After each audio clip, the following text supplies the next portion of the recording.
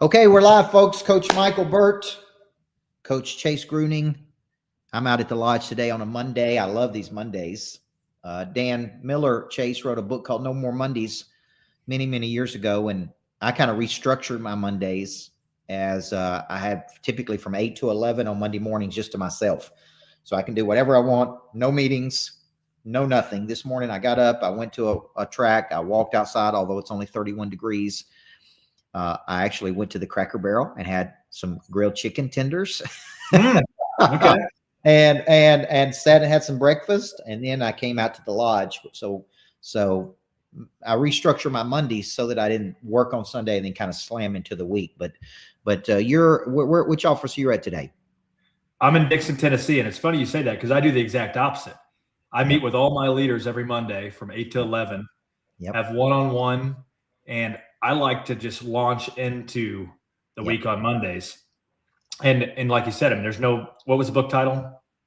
No More Mondays. Yep. No More Mondays. I just feel like if you start Mondays with the hardest things, the most complicated things, it gets you in that groove for the week. But obviously you do it at a high level, so I may rethink that. Well, what I found about this schedule is I use an entrepreneurial time system, as you know, and I learned that from Dan Sullivan. And I rest and I practice and I play, but all in on a Sunday, I just have such a flood of creativity, and I have such an output of energy after I go to church. And we try to go to church in 8, the 8:20 service. So we're done by 9:40. We're at the house by 10. We're having lunch. And I have such an outpouring of creativity on Sunday that it's literally like a work day. So, what I was doing is doing all of that on Sunday and then coming into Monday and then traveling. So I step back and I go, okay, if I could restructure this, how would I restructure it? And I go, I think I should have some buffer time. And then my meetings go from 11 to, let's just say 3:30. And then I'll go to the gym this afternoon. And then I'll kind of finish my day with the gym before I go home and see the kids. And so it's just after a lot of years doing this, it's like in sports, if you remember, you were a football coach. So we had, you had game days, you had, I'm assuming no pad days. Yep. And walkthrough days. Then you had heavy days, right? So, it's like with me, what I'm trying to do is kind of get into a rhythm and a structure and a creativity. So I just finished my leadership meeting with Jana. We have about an hour and 15-minute leadership meeting on Monday. And I was able to make some sales this morning, do some sales calls, things like that. And then I headed to private equity meeting.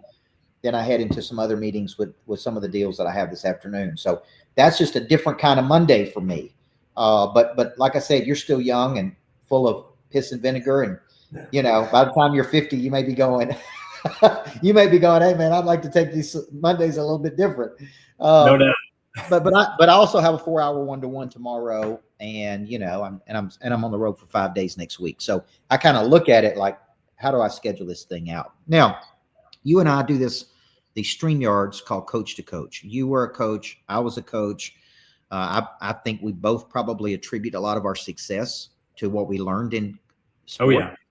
And not everybody had that, by the way. Not everybody had great coaches. Not everybody knew how to win. Not everybody came from cultures like that. So I actually think it gives us a competitive advantage. But today our topic is from a book title called Predictably Irrational. And I got a gift card for Christmas. Thank you to one of my students. And with the Barnes & Noble's discount, 25% off, I was able to get 3 books for $60 yesterday. And so I'm walking through there and I'm like, all right, what do I want to learn in 2026?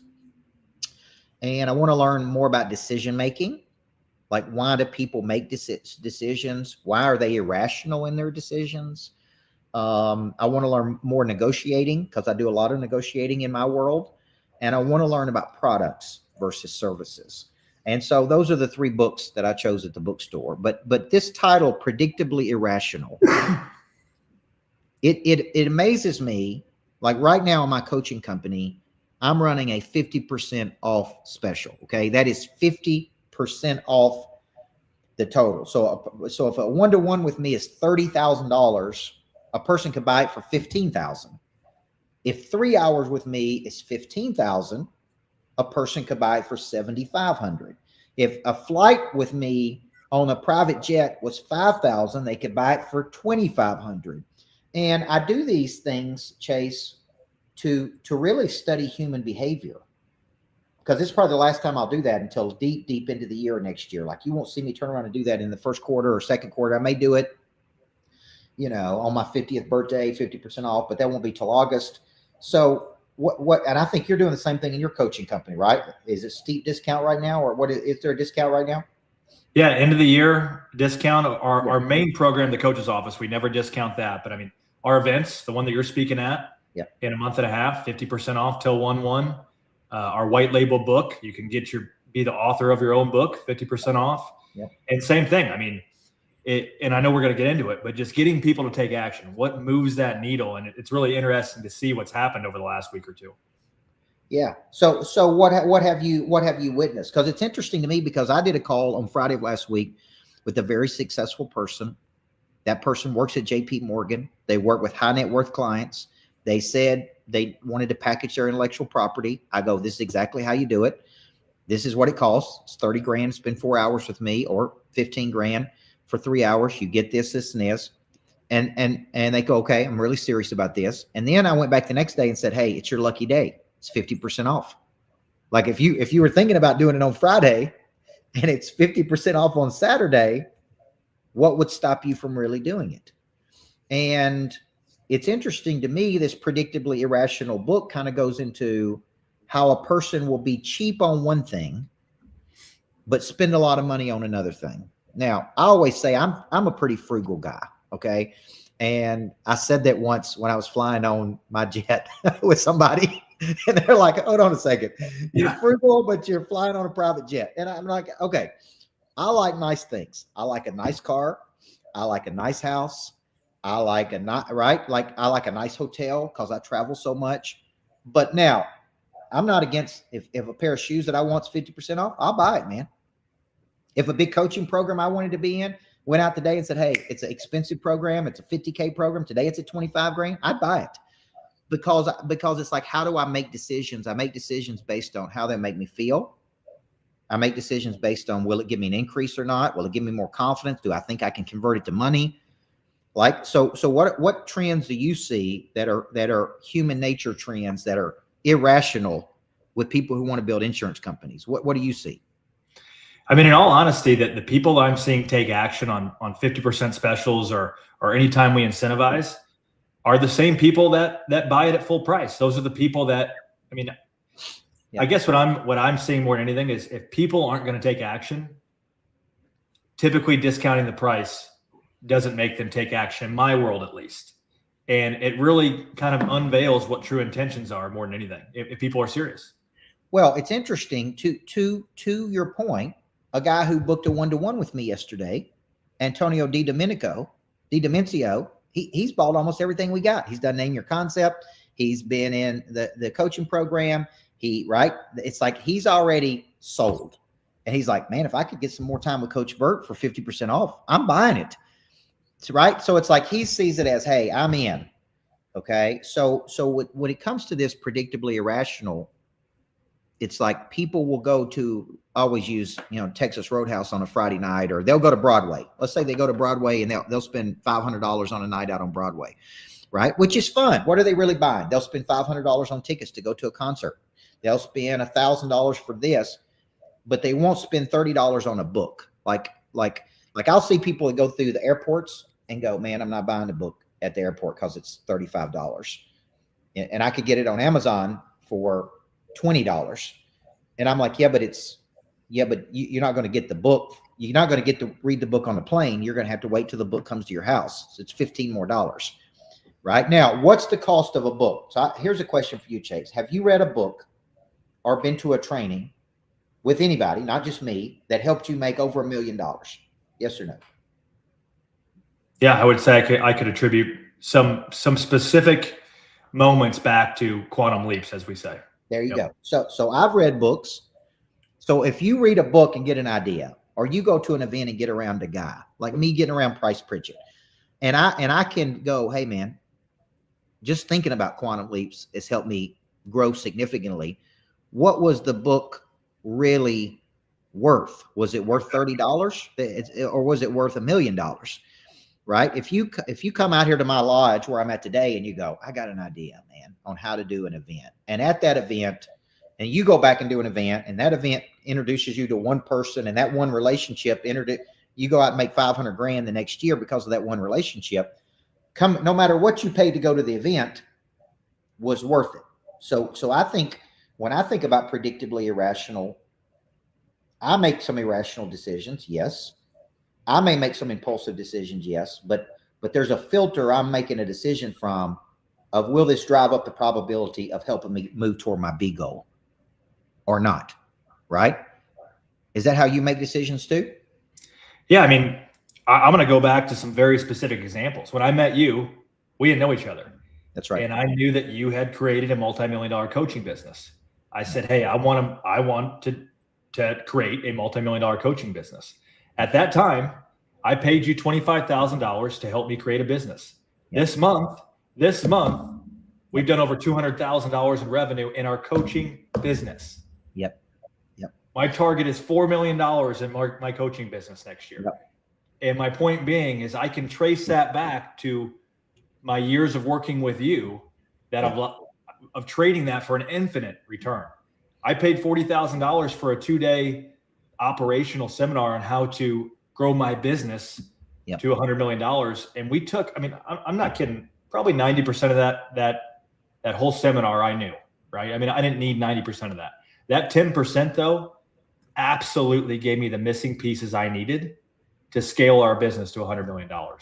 So those two decisions, let me ask you these questions. When you made those decisions, did you have to run them by your wife or because I hear a lot of people say that, like, I got to talk to my wife about this, or I'm able to make a decision if I think it's going to help our business, which helps our life. I'm able to make those decisions, right? It's like, hey, I want to make this big decision. Hey, I want to do this. Hey, I want to do this. Now, there may be some decisions I make that Natalie comes back and goes, hey, I wish you would have talked to me about that. Like, you got involved with this, whatever, and I didn't even know anything about it. Okay. But when you make these decisions, I want you to think about how people use all of these things and they go, well, I need to think about it, or there's timing. When if they would really just step back and ask, why do they not make these decisions? Let's use a Pritchett line. He says that the brain weighs perceived loss at 3 times the rate it does perceived gain. So the reason people don't make decisions, I think, is they look back to the past at a time when they failed or they didn't do something, right? So and they remember failure. Cardone believed that the reason they're so aggressive with their sales is that people can't make decisions on their own. They have to have somebody to help them make a decision. So if you're a professional salesperson and you're selling something where people struggle to make decisions, what I think you need to be studying in 2026 is the psychology of decisions, which is why I bought the book Predictably Irrational. It's like a real focus point for me. Okay. So when it comes to people growing their insurance business, what decisions do they not make that you see that keeps them small forever? They just get in that cycle of not making a decision or they want something different, but they don't do anything different, right? They want a different result, but nothing that they do from year to year or day to day changes. Yep. I always think I was sitting in one of your seminars one time, and you were talking about that person that goes to the gym, and it always sticks with me. It's like that person that goes to the gym every day. They're 30, 40 pounds overweight. They look exactly the same. I want to go up to them and shake them and be like, what are we doing that's not working? Like, we got to do something different. And I see it time and time again. I see people I work with go from making $10,000 a month to $100,000 a month. And the biggest indicator of success to me are the people that make quick decisions. Well, think about that. Think about this one thing. The person that goes to the gym every day but shows no increase or improvement in their body has developed a habit of going to the gym, which is step one, right? You can read about that in Atomic Habits. Like, it is a good thing to get up, get dressed, go to the gym, overcome inertia.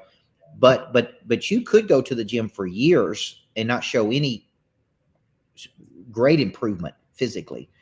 Okay. So is it going to the gym to feel good, to check off a box that you went to the gym? Or is it you're going to the gym to get a change in results? That's kind of what you're saying with the business. It's like, if I want to go out and get the same results in 2026 that I did in 2025, then I could go out and make the exact same decisions, or do I get so sick of it? It's like when Lewis Howes asked Price Pritchett why he went for a quantum leap, he said he was disgusted with incremental growth. Like that means it's just gnawing at him. It's like he's sitting there going, I'm sick. I am so sick of this. Where there's no pain in life, there's no change in life. Okay. No matter what you're doing. So people come into your business. This is interesting too, because when there's downlines, you guys know I've coached some of the top leaders in the world as it relates to downlines. Doug Optavia, Enrique Carrilla at Herbalife, top guys at what became Isogenics, top insurance leaders, top real estate dudes that's got 10,000 people in their downline. And here's what they would always tell me. Coach, we show them exactly how to do it, exactly how to do the presentation, exactly how to do a three-way call, exactly what to say, exactly how to overcome objection. And they don't adhere. It's called adherence in a coaching program, where they don't adhere to exactly the way it's supposed to be done.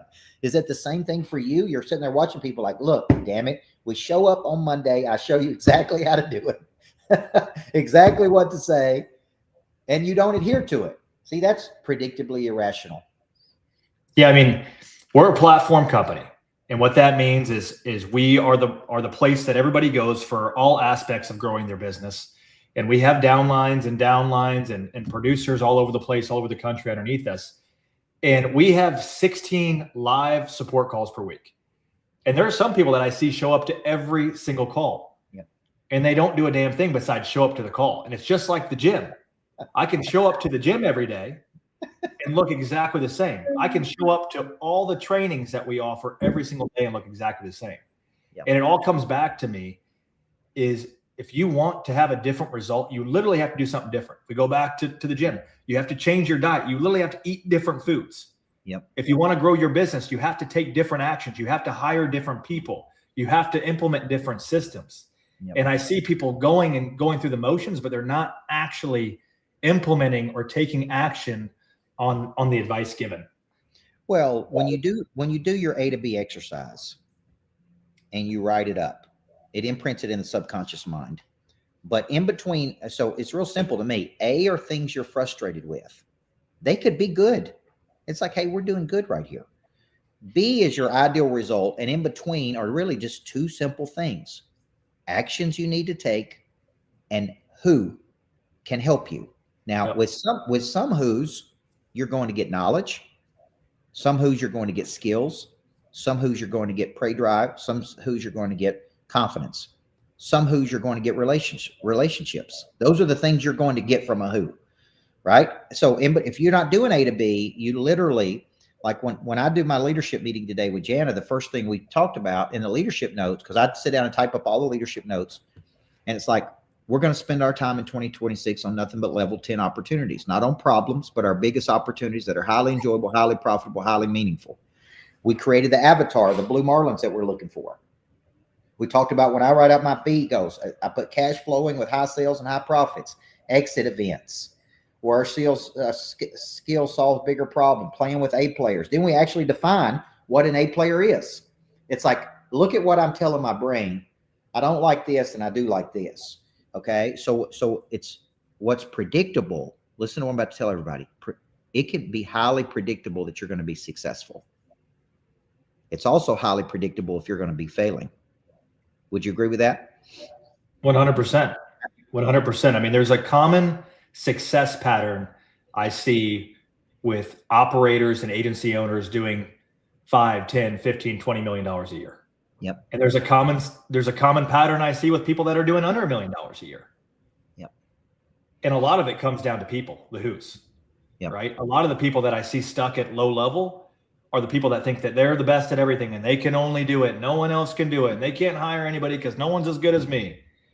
And the people that I see do 5, 10, 15, 20 million are the people that are hiring people that say, I don't care if they're as good as me. I just want them to be 80% as good as me. Because if I can hire 5 people 80% as good as me, that's still a lot more output than I can do on my own. Yep. I really want to encourage everybody on this call today to think in terms of quantum leaps. In 2026, I want you to think in terms of who can help you grow substantially. I want you to think big jumps versus incremental leaps. And I want you to think, if you're just step back and look at your decision-making process and why you're in these loops and patterns of making the same decisions over and over and over. A guy asked me the other day, like, how do I get my people to think bigger? And I said, exposure. If you reflip the switch, to me, what activates the prey drive bigger than anything is seeing something. And I would complement that with the leader. The leader needs to think bigger. That's right. Because the people that are working with you, they can only think as big as you're thinking. And that just tells me that they're not thinking big enough, because the people are capped at what your belief lit is. 100%. Well, this has been a good session, man. I like this. The book is called Predictably Irrational. I think it's a really good book if you want to study decision making. I think I've got a session coming up in 2026 at the Greatness Factory called Make a Damn Decision. And it's like Churchill said, the best decision you can make is the next right decision. The second best decision you can make is the wrong decision. The worst decision you can make is to make no decision. No decision. All right, Chase. Look forward to another big year with you. And you are going with me on the flight February 10th to Watercolor, Florida. Ben Wilson is going, who's a multi-million dollar real estate guy and owns his own agency in Mount Juliet. Super, super successful. I coached him many years ago. He was also one of the top coaches at the Core Coaching Company. He's got another guy. So we're quickly filling this thing up. We typically take about 5 people on these spots to us. February 10th, fly private with me. This week it's 50% off. So tell everybody where they can go get some of your coaching at. Yeah, I mean, our main platform coaching is the coach's office. And like I explained earlier, I mean, I made a decision to work with Coach a couple of years ago. It changed my life. I got some key information that allowed me to do something I'd never done before. And I needed somebody that had already done that to take me somewhere I have never been before. Same thing I did with that operational seminar. And that's what people do in the insurance space with us, is they come to us, they get key information, they get key systems and processes. And we show them how to use them and take their business and 10X, 20X it in a very short amount of time. So CoachGHuddle.com. We've got an event coming up at the Greatness Factory. Coach Burt will be speaking there, Galen Hendricks. Just some big time people that have done some big time things that are going to teach. We don't motivationally speak. We teach on exactly how to do things and exactly how to move the needle in your business. Yep. Big table moves, folks. Chase, let's get back at it, man. Good to see you today. Appreciate it, Coach.